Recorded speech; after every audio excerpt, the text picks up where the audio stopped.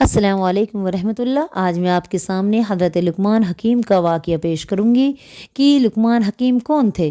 پرانے زمانے میں جو نیک انسان دنیا بھر میں مشہور ہوئے اور جن کا نام آج بھی عزت کے ساتھ لیا جاتا ہے، ان میں سے ایک حضرت لقمان ہیں۔ وہ پیغمبر تو نہیں تھے، لیکن اللہ تعالیٰ نے انہیں کمال درجے کی عقل اور دانائی عطا کی تھی، اسی لیے انہیں لقمان حکیم کہا جاتا ہے۔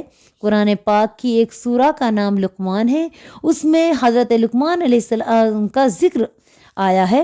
ہم نے لقمان کو حکمت دانائی عطا کی، اللہ کا شکر ادا کرنے والا، اور جو کوئی شکر ادا کرتا ہے تو اس میں اس کا اپنا ہی فائدہ ہے، اور جو ناشکری کرتا ہے تو اللہ کو اس کی کچھ پرواہ نہیں، وہ تو آپ تعریف کیا ہوا ہے، خواہ کوئی اس کی حمد کرے یا نہ کرے۔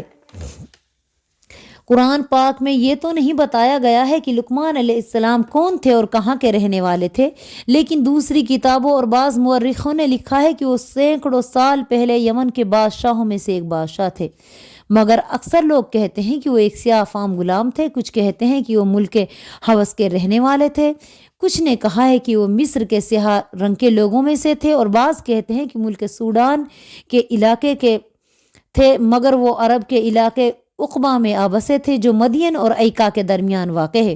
ان کے بارے میں بہت سی کہانیاں مشہور ہیں، جن میں سے کچھ میں ابھی آپ کے سامنے بتاتی ہوں۔ حضرت لقمان ایک کھیت میں مزدوری کیا کرتے تھے، ان کا آقا بڑا برا آدمی تھا۔ حضرت لقمان اسے برے کاموں سے منع کیا کرتے تھے اور اس سے کہتے تھے کہ انسان کی بھلائی اسی میں ہے کہ وہ اللہ کی عبادت کرے اور نیک کام کرے، لیکن وہ نہیں مانتا تھا۔ ایک دفعہ اس نے حضرت لقمان سے کہا کہ کھیت میں گندم بو دو۔ حضرت لقمان نے کیا کہ کھیت میں گندم کے بجائے جو بو دیے۔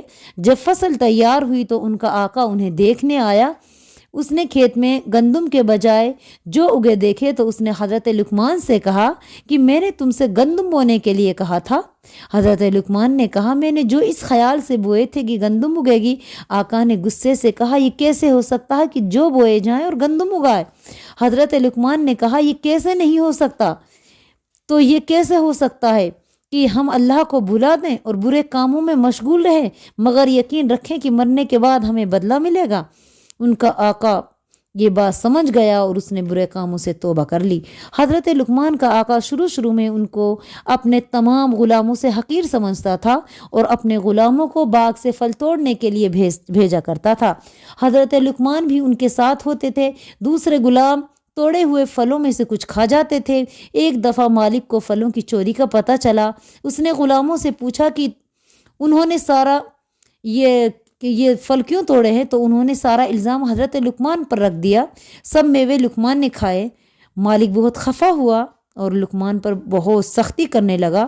انہوں نے اس سے کہا کہ اے مالک، خیانت کرنے والا شخص اللہ کے سامنے رحمت کا امیدوار بن کر نہیں جا سکتا، اس لیے بہتر یہ ہے کہ ہم سب کو آزمائش لیں۔ آپ وہ اس طرح ہے کہ ہم سب کو گرم پانی پلائیں، پھر آپ سوار ہو کر ایک جنگل میں گھوڑا دوڑائیں اور ہم سب آپ کے گھوڑے کے ساتھ دوڑیں گے، پس آپ کو میرے چرانے والے کا پتہ چل جائے گا۔ مالک نے اسی طرح کیا اور سب غلاموں کو گرم پانی پلا کر چکر کے ساتھ ایک بڑے میدان میں خوب دوڑایا۔ اس بھاگ دوڑ سے غلاموں کا جی متلانے لگا اور کے کرنے لگے۔ اس خیمے ان سب کا کھایا ہوا نکل کر باہر آ گیا۔ حضرت لقمان کو صرف سادہ پانی کی کے ہوئی، باقی مالک کو معلوم ہو گیا کہ ان پہ لگایا گیا الزام جھوٹا تھا، کیونکہ اوروں کی الٹیوں میں اوروں کی خیمے پھل آئے تھے۔ حضرت لقمان کے آقا نے ان کو ایک بکری دی اور کہا کہ جاؤ اسے ذبح کرو اور اس کا گوشت کا بہترین حصہ نکال لاؤ۔ حضرت لقمان نے بکری کو ذبح کیا اور اس کی زبان اور اس کو دل لے کر مالک کے سامنے رکھ دیا۔ 3-4 دن کے بعد مالک نے انہیں ایک بکری اور دی اور کہا کہ اسے ذبح کر کے لاؤ اور گوشت کا سب سے برا حصہ نکال کر لے آؤ۔ حضرت لقمان نے بکری ذبح کی اور پھر اس کی زبان اور دل جو ہے مالک کے سامنے لا کے رکھ دیا۔ مالک بہت حیران ہوا اور کہنے لگا میں نے گوشت کے بہترین حصے مانگے تھے، تب بھی تم دل اور زبان میرے پاس لائے، اور سب سے برے حصے مانگے ہیں تب بھی تم یہی دونوں چیز میرے پاس لائے۔ حضرت لقمان نے فرمایا جناب میرے نزدیک تو ایسا ہی ہے، دل اور زبان اگر پاک ہوں تو وہ سب سے اچھی چیز ہیں، اور اگر یہ ناپاک ہوں تو اس سے بری کوئی چیز نہیں۔ حضرت لقمان کا آقا ان کے مرتبے سے واقف ہو گیا تھا اور دل سے ان کی عزت کرتا تھا اور ان کو آزاد کرنا چاہتا تھا، لیکن وہ غلام کے لباس ہی میں رہنا پسند کرتے تھے۔ مالک کو ان سے اتنی محبت اور عقیدت ہو گئی تھی کہ پہلے کھانا حضرت لقمان کے پاس بھیجتا تھا اور جو کچھ بچا کچا واپس لقمان کے پاس سے آتا تو وہ اسے کھا کر خوش ہو جاتا تھا۔ ایک دفعہ اس کو کسی نے ایک بڑا خربوزہ تحفے میں دیا۔ مالک نے حضرت لقمان کو بلا بھیجا۔ جب وہ آ گئے اور اس کے سامنے بیٹھ گئے تو مالک نے خربوزے سے ایک کاش کاٹ کر حضرت لقمان کو دی۔ انہوں نے بڑے شوق سے اور مزے سے یہ کاش کھائی۔ مالک نے اسی طرح کھاتے دیکھ کر بہت خوش ہوئے اور دوسری کاش دی۔ انہوں نے وہ بھی بڑے مزے سے خوب اچھے سے کھائی، یہاں تک کہ اسی طرح مالک کے ہاتھ سے بہت سی کاشیں لے کر کھا گئے۔ ان کے کھانے کا یہ طریقہ تھا کہ دیکھنے والے کے منہ میں پانی بھر آتا تھا۔ اب صرف ایک کاش باقی رہ گئی۔ مالک نے کہا کہ اس کو میں کھاؤں گا۔ اس نے جو ہی یہ کاش منہ میں ڈالی، اس کی کڑواہٹ نے ان کے منہ میں آبلے ڈال دیے۔ اخ تھو کرتے ہوئے اس نے وہ اگل دی اور لقمان سے کہا، پیارے بھائی، تو نے اس زہر کو کیوں اتنے شوق سے کھایا اور اپنی جان کا دشمن بنا؟ اگر تو اس کے کھانے میں کوئی عذر کر دیتا تو کیا حرج تھا؟ حضرت لقمان نے کہا، جناب، میں نے آپ کے دسترخوان پر اس قدر نعمتیں کھائی ہیں کہ ان کا شکریہ نہیں ادا کر سکتا۔ اب مجھ کو شرم آئی کہ پہلے ایک کڑوی شے آپ کے ہاتھ سے نہ کھاؤں۔ میرا گوشت پوست آپ کے دسترخوان کی نعمتوں سے ہی بنا ہے۔ اگر میں ایک کڑوی چیز پر واویلا کرنے لگوں تو میرے سر پر خاک۔ کہتے ہیں کہ حضرت لقمان اپنی زندگی میں بہت مختلف کام کرتے رہے۔ انہوں نے بکریاں بھی چرائی، بڑھئی کا کام بھی کیا، درزی کا کام بھی کیا۔ آخر میں ان کے مالک نے انہیں آزاد کر دیا۔ اس زمانے میں دور نزدیک ہر جگہ سے لوگ ان کی خدمت میں حاضر ہوتے تھے اور ان کی نصیحتیں سنتے تھے۔ ایک دن وہ اپنے بہت سے شاگردوں اور دوسرے لوگوں کے درمیان بیٹھے تھے اور ان کو حکمت و دانائی کا سبق دے رہے تھے۔ ایک شخص سامنے سے کھڑا ہو گیا، دیر تک ان کی صورت غور سے دیکھتا رہا، پھر بولا، تم وہی ہو نا جو فلاں جگہ میرے ساتھ بکریاں چرایا کرتے تھے؟ حضرت لقمان نے جواب دیا، ہاں ہاں، میں وہی شخص ہوں۔ اس آدمی نے حیران ہو کر پوچھا، تو یہ مرتبہ تمہیں کیسے حاصل ہوا؟ حضرت لقمان نے فرمایا، صرف دو باتوں سے، ایک تو ہمیشہ سچ بولنا اور دوسرے بے ضرورت بات نہ کرنا۔ ہمارے رسول پاک صلی اللہ علیہ وسلم کے ایک پیارے ساتھی حضرت ابو دردہ فرماتے ہیں کہ حضرت لقمان میں جتنی خوبیاں تھیں وہ نہ اپنے گھر والوں سے ملتی تھی اور نہ اس لیے کہ وہ کسی بڑے خاندان سے تعلق رکھتے تھے، بلکہ یہ سب خوبیاں ان کو اللہ کی طرف سے ملی ہوئی تھی۔ وہ اپنی دھن کے پکے، بغیر ضرورت بات نہ کرنے والے اور ہر معاملے پر غور و فکر کرنے والے بزرگ تھے۔ دن کو کبھی نہ سوتے تھے۔ شرم و حیا کا یہ حال تھا کہ وہ کبھی کسی کے سامنے نہ نہاتے، نہ ہنستے، نہ تھوکتے، نہ کھکارتے، نہ پیشاب کرتے۔ اپنی بات کو دہراتے نہیں تھے۔ ہاں، اگر کوئی شخص اس کو نہ سمجھتا تو اس کو دوہرا دیا کرتے تھے۔ صبر کی یہ حالت تھی کہ ان کا ایک بیٹا فوت ہو گیا، لیکن کسی نے ان کو ان کے غم میں روتے نہیں دیکھا۔ دوسرے بیٹے کا نام ساران تھا۔ وہ اکثر ان کو نصیحت کرتے رہتے تھے۔ ان میں سے کچھ نصیحتوں کا ذکر قرآن پاک میں آ چکا ہے اور وہ اس طرح تھی کہ ہم نے یاد کرو اس وقت کو جب لقمان نے اپنے بیٹے کو نصیحت کرتے ہوئے کہا کہ بیٹے، اللہ کے ساتھ کسی کو شریک نہ کرنا، کیونکہ شرک بہت بڑا ظلم ہے اور ہم انسانوں کو اپنے ماں باپ کا حق پہچاننے کی خود تاکید کی گئی ہے۔ اس کی ماں نے تھک تھک کر اس کو اپنے پیٹ میں رکھا اور 2 سال اس کو اپنے سینے سے دودھ پلایا۔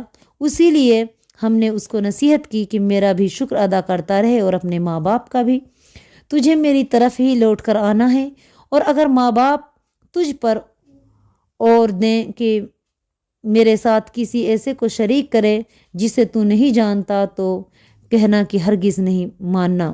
ہاں، دنیا میں ان کے ساتھ نیک برتاؤ کرنا، مگر راستہ اسی شخص کا اختیار کرنا جو میرے راستے پہ چلتا ہو۔ پھر تم سب کو میری طرف لوٹ کر آنا ہے۔ اس وقت میں تمہیں بتلاؤں گا کہ تم کیسے عمل کرتے رہے ہو۔ حضرت لقمان نے یہ بھی کہا کہ بیٹا، کوئی چیز رائی کے دانے کے برابر بھی اور کسی چٹان میں ہو یا آسمان یا زمین میں کہیں بھی چھپی ہو، اللہ اسے نکال لائے گا، کیونکہ اللہ تمام چھپی ہوئی چیزوں سے واقف اور خبردار ہے۔ بیٹا نماز قائم کرو، اچھے کاموں کے کرنے کا حکم دیتے رہو اور برے کاموں سے منع کرو، اور جو مصیبت میں پڑے ہوئے ہیں اور جو مصیبت تم پہ آئی ہے اس پہ صبر کرو۔ یہ وہ باتیں ہیں جن کی تائید کی گئی ہے، اور لوگوں سے منہ پھیر کر بات نہ کرو، نہ زمین پر اکڑ کر چل۔ اللہ کسی خود پسند اور فخر جتانے والے شخص کو پسند نہیں کرتا۔ اپنی چال میں اعتدال اختیار کر، یعنی اکڑ کر مت چل اور بہت مریل چال بھی مت چل، اور نہ لوگوں کے دکھاوے کے لیے عاجزی کے ساتھ چل، اور بولتے وقت آواز نیچی اور نرم آہستہ رکھ۔ سب آواز سے زیادہ بری آواز گدھے کی آواز ہے۔ تو اس طرح کی اور بھی بہت ساری نصیحت حضرت لقمان کی قرآن پاک میں موجود ہیں، جن کا ذکر اللہ پاک نے قرآن پاک میں کیا ہے۔ انہوں نے یہ بھی کہا کہ بیٹا جب کسی مجلس میں جاؤ تو لوگوں کو سلام کر کے بیٹھ جاؤ، اگر وہ لوگ اللہ کا ذکر کر رہے ہوں تو مجلس میں بیٹھے رہو، اور اگر وہ کسی اور کا ذکر کر رہے ہوں تو وہاں سے اٹھ جاؤ۔ بیٹا برے لوگوں سے پناہ مانگتے رہو، اور جو اچھے لوگ ہیں ان سے بھی ڈرتے رہو۔ بیٹا دنیا میں دل نہ لگاؤ، کیونکہ تم دنیا کے لیے نہیں پیدا کیے گئے۔ اللہ نے جو کچھ پیدا کیا ہے اس کے نزدیک دنیا اور اس میں جو کچھ چیز ہے وہ سب سے ذلیل دنیا ہے، اس لیے نہ اس کی نعمتیں اس کے فرما بردار بندوں کے لیے نیکیوں کا بدلہ ہے، اور نہ اس کی مصیبتیں گنہگاروں کے لیے سزا ہے۔ بیٹا جب تک کسی بات پر مجبور نہ ہو جاؤ مت ہنسو۔ بیٹا بغیر کسی مقصد کے کسی کی طرف قدم نہ اٹھاؤ، اور نہ کوئی ایسی بات کسی سے پوچھو جس سے تمہارا کوئی واسطہ نہیں۔ بیٹا اپنا مال ضائع نہ کرو اور دوسروں کے مال سے واسطہ نہ رکھو۔ تمہارا مال وہ ہے جو تم نے اوروں کے لیے چھوڑا ہے۔ بیٹا جو دوسروں پر رحم کرتا ہے خود اس پر رحم کیا جاتا ہے۔ بیٹا جو خوش رہتا ہے امن میں رہتا ہے، اور جو اچھی بات کہتا ہے فائدے میں رہتا ہے۔ جو جھوٹ بولتا ہے گنہگار ہوتا ہے، اور جو زبان اپنے قابو میں نہیں رکھتا اسے شرمندہ ہونا پڑتا ہے۔ بیٹا علم والوں کی خدمت میں بڑے ادب سے جاؤ، اور ان کے سامنے خاموش بیٹھ کر ان کی باتیں دھیان سے سنو، اس لیے کہ عالموں کے نور سے دل اس طرح زندہ ہوتا ہے جس طرح مردہ زمین آسمان کے میہ سے زندہ ہو جاتی ہے۔ بیٹا اللہ کے معاملے میں ہوشیار رہنا، کیونکہ اللہ تعالیٰ کے معاملے میں سب سے زیادہ عقل سے کام لینے والے کے کام سب سے اچھے ہوتے ہیں، اور شیطان عقل والوں سے بھاگتا ہے اور اس میں یہ طاقت نہیں کہ اس سے جیت سکے۔ اے بیٹے جس عبادت میں عقل کو کام میں لایا گیا ہو اس سے بڑھ کر کوئی عبادت اللہ کی نہیں ہو سکتی۔ تو یہ تھے حضرت لقمان علیہ السلام، جو بہت نیک اور بہت زیادہ دانا اور حکیم تھے، اور ان کی نصیحتوں پہ ہمیں عمل کرنا چاہیے، کیونکہ ان کی نصیحتیں ہماری زندگی کو بدل سکتی ہیں۔ اگر ہم صحیح معنوں میں مسلمان ہیں تو ہمیں بھی حضرت لقمان جیسا ہی رول دنیا کے اندر ادا کرنا چاہیے، تاکہ ہماری بھلائیوں سے دوسروں کو بھی فائدہ ہو اور ہم بھی فائدہ اٹھا سکیں، جس سے ہماری دنیا آخرت دونوں سنور جائے۔ تو اس طرح کی اسلامک ویڈیو دیکھنے کے لیے پلیز آپ ہمیں لائک کریں، شیئر کریں اور ہمیں فالو کریں۔ السلام علیکم ورحمۃ اللہ وبرکاتہ۔